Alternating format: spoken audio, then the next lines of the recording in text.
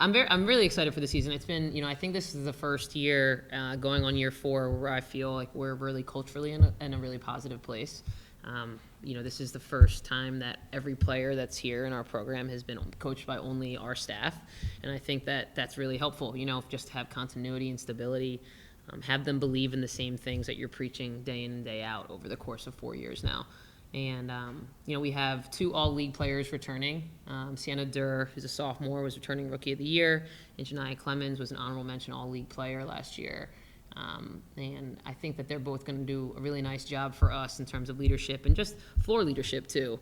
And then we have our transfer, Callan Spiller, who is from Seattle, and she played in the WAC and was Rookie of the Year in that conference. So she had to sit out a full year last season, so she's getting her feet wet and acclimated really well.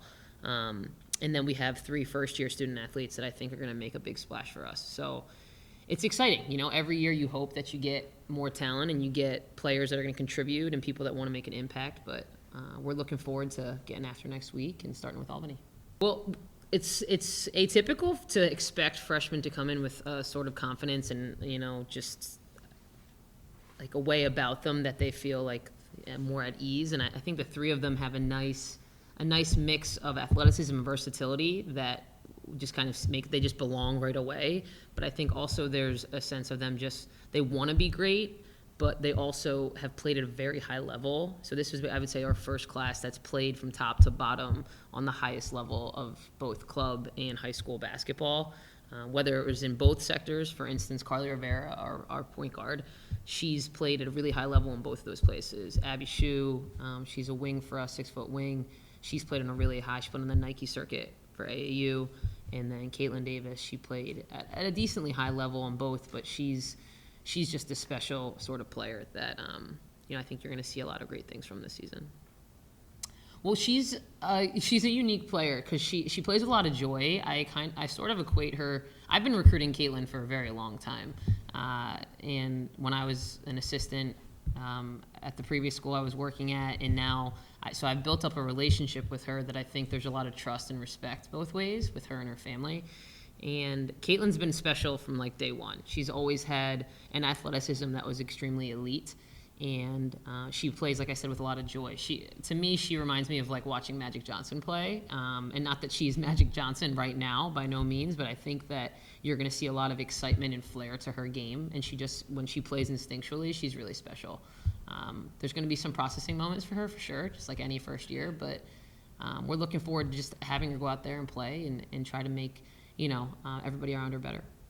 Yeah, so I think what's unique every year is you try to build a schedule that's going to challenge you and make you battle tested for your conference, your conference play. And these are some teams that have played in really, good conferences, or, you could say like strong conferences or Power 5 conferences. And our goal is to make sure that, we can play against people like that, because the hope is that you're playing in March. And you got to stay focused on every single opponent. But I think the main thing for us, Lois, is that we want to make sure that we're taking care of ourselves every day and that we have an identity that we feel really good about no matter who's standing across from us. So whether that's Albany or Georgetown or Vanderbilt or Princeton or Penn or Harvard, it doesn't matter. And that's what you hope to bring in different styles of play. For instance, Georgetown's going to be really different than Fordham. But they're both postseason. They can be, Fordham was a postseason team and Georgetown wasn't.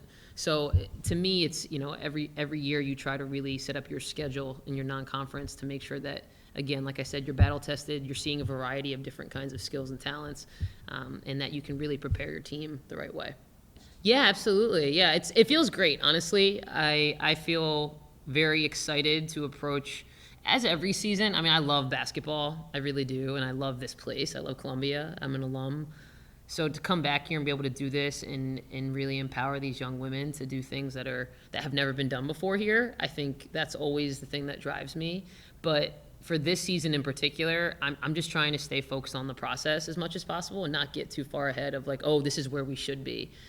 So for us, it's really just staying in the day-to-day right now with them. So I'm excited, but not trying to look too far ahead. We have 2 captains right now that were team voted. Janiyah Clemens is a senior, and Riley Casey is a junior. So I would say one thing, Janiyah is now a 2-year captain. She has a natural voice. She's kind of come in from day one. We inherited that class. That was the first freshman class we had.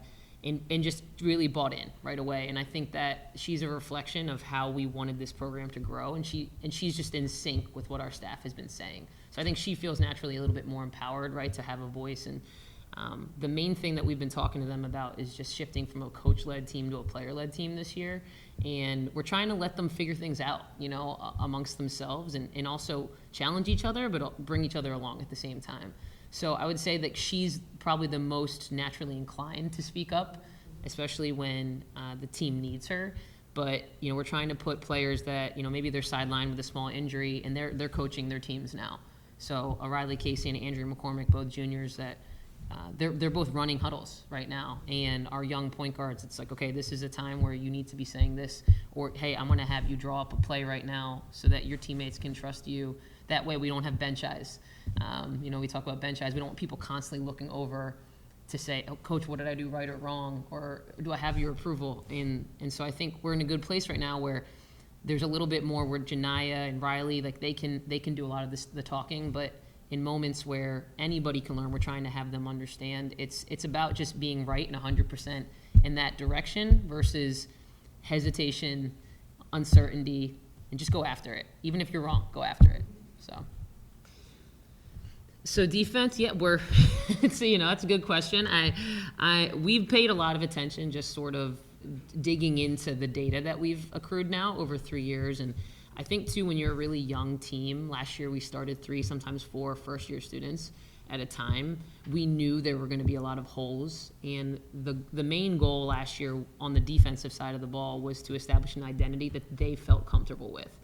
And for us, that's disruptive, aggressive, trying to create a little bit of chaos, and also be okay with playing through mistakes.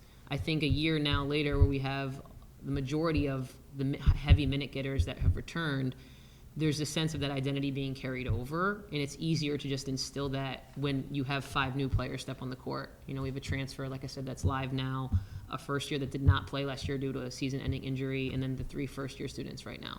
So now they're breeding it a little bit more within themselves versus us imposing it. And last year we really shifted defensive styles because it was the first time that I thought we could play that way.